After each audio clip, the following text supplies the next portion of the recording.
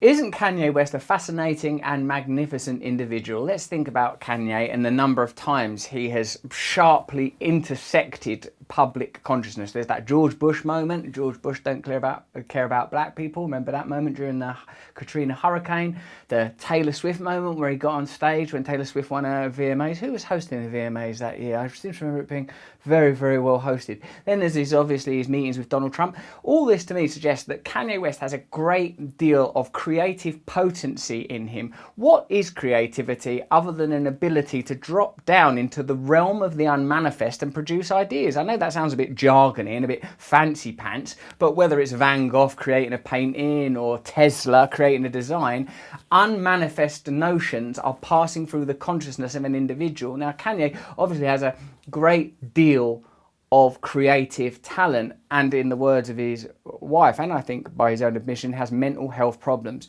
Let's talk about Kanye West a little bit and use it as a framework to discuss mental health issues, misunderstandings around bipolarity, and how difficult it is to frame, comprehend and deal with mental illness of this nature. I've got some videos as well. Help us move it along.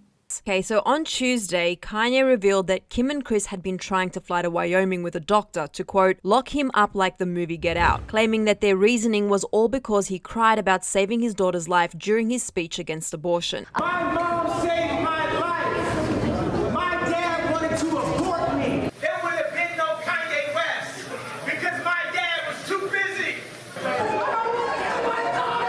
Oh yeah, okay, I'd not seen that before. I just watched it then. Now, but I suppose, isn't it interesting, the burden of celebrity?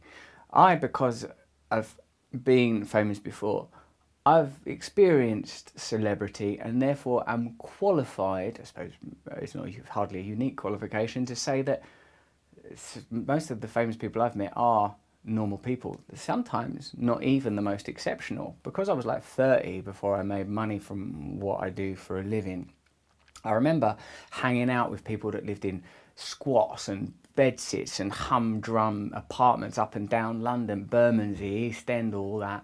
And like, I remember thinking, these people are super talented. Why? And then when I became super successful, like, oh, these people, they're not that different. There is a lottery component to it.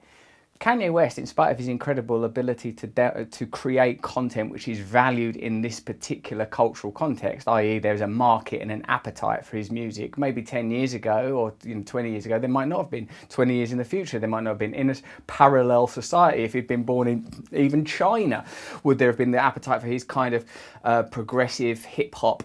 Like, who's to say? I'm not saying Kanye West isn't talented. I'm saying that Kanye West, to a degree, is an ordinary man, and as an ordinary man is on that spectrum that we're all on of mental health polarity, experiencing, as I do, and I'm sure you do, times of sadness and depression, sometimes as a result of external events, grief, mourning, sometimes because of this sort of peculiar inner life, which in a materialistic society would be usually put down to neurology, biochemistry, neurochemistry. But for someone like me who has, I've got a robe on, I'm wearing a necklace, a spiritual perspective, and all I see spirituality as is you recognising that the fields that are beyond matter are ultimately the dominant influence for all material phenomena.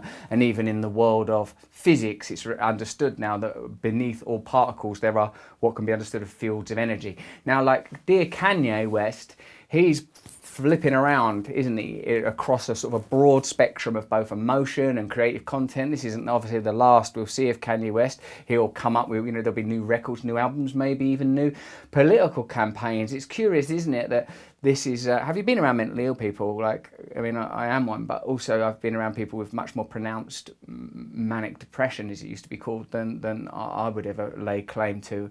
And see, there's times when they're like, I'm going to become Prime Minister. I think I'm the new Jesus. I'm going to do this and this. These were all me. And then there's times where it's just, I'm useless. I'm worthless. I'm scum. Like, I think all of us operate within a framework that runs between sort of a kind of almost narcissistic sense of individual potency, and then its shadow, a kind of despair, a sense that the individual ego is worthless. in him, with Kanye West, this is obviously conjecture, I reckon that he has such powerfully opposing poles that it creates a kind of energetic vortex, a sort of an ability to be kind of selfless, in addition to obviously being full of self in some places. I don't mean that as a condemnation. I mean very involved in his own identity. There would have been no Kanye West, as he says in that clip. Like it creates a space through which creativity can be expressed. Now, a lot of people have that kind of, experience, like that kind of polarity without having that kind of ability. I've been around very talented people that have died, very talented people that have died doses, and in a sense, they're just like ordinary people that I've known that are drug addicts or have mental illness, but without the accompanying culturally valuable asset of being a great musician or writer or whatever. Must be incredibly hard for, it's like, I always prefer to be the mad one, don't you? I don't like being the friend or partner or lover or whatever of the mad person. That's a much harder gig, I feel like, because I've been in relationships, friendships and all kinds of relationships with people that have had mental health issues, and I find it very difficult to maintain the necessary stability, and actually think it can only be undertook with a support of a community, a whole group of people that want to pull together and want to support you. I think what Kanye West may need is just some time and some peace and to let go for a moment. But because in addition to having this sort of rather unique character, he has incredible resources and status and power, he's got a lot of reach. His mental illness can be quite vociferously broadcast. But looking back at the Kanye West narrative, just where it has breached public consciousness and been recorded by media, there are episodes that are beautiful and incredible. The encounter with George W. Bush, where he explicitly talks about sort of race and the manipulation of the subject of race by the media and by political interests, obviously an ongoing story or phenomena or problem or challenge, or call it what you will. Then times where he did things that's a bit sort of crazy and off key. But then, he does that Sunday service in Los Angeles where he gets a sort of a gospel choir to sing and creates these wonderful congregational spiritual experiences. And I believe he is a Christian, isn't he? And I can see that if you have a volatile inner life, volatile mental health, spirituality becomes necessary, because quite simply what you recognize is we are only experiencing a limited strata of available information. The information that we form our perspective upon is not all information.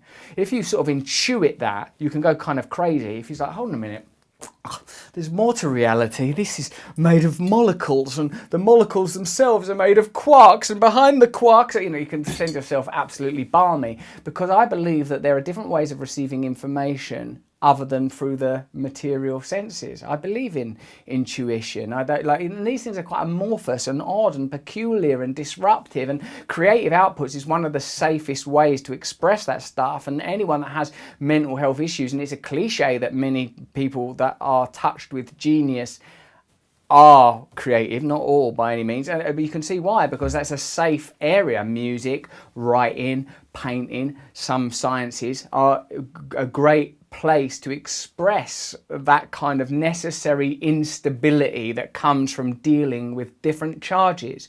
We talk about bipolar, there must be a chemical component to it. That's probably been proven and demonstrated. But beneath even the chemical component, there must be an electromagnetic component. What is it that causes these particular chemicals or these particular synapses to fire? And what is it that causes that? When you go down and down and down, there is a behavioural component, there is an external component. This happened to a person, that happened to a person. These are the external influences, but there is an inner component as well.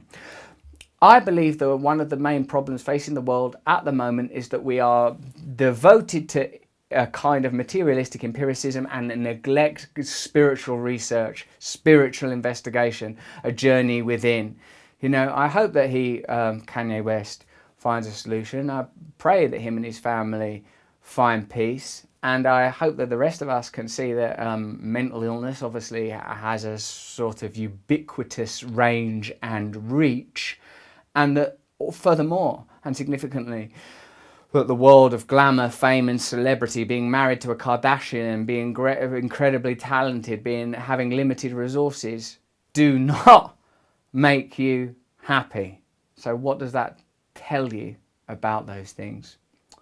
Get well, Kanye, and support and love to the family too.